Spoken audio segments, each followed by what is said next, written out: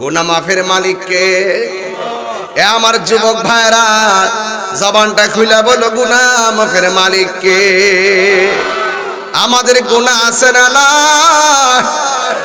ও যুবক, এমন গুনাহ করছি আমার পরিবার জানে না,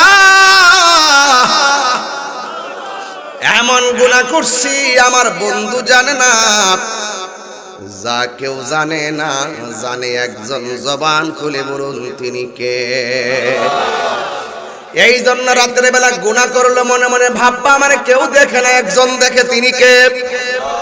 দিনের বেলা গুনাহ করলে মনে মনে ভাববা কেউ দেখে না, আমাকে দেখে একজন, জবান খুলে বলুন তিনি কে? এই জন্য প্রকাশ্যে গুনাহ করলে আল্লাহ দেখে, গোপনে গুনাহ করলেও আমার আল্লাহ দেখে। এই জন্য যুবক, আমার আল্লাহ দুইজন ফেরেশতা কাদের মধ্যে লাগায় রাখছেন নেকি বদি লেখার জন্য। এই জন্য যুবক ভাইয়ার আমার, নবীর সাহাবীরা আমার নবীকে কেমন ভালোবাসতেন। আমার নবী, আপনার নবী রাহমাতুল লিল আলামিনের উপরে কুরআন নাজিল হয়েছে।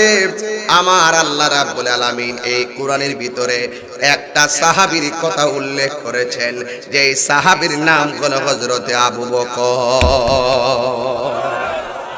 কোরআনে একজন সাহাবীর নাম, তিনি হলো আবু বকর। জোরে কোন সুবহানাল্লাহ।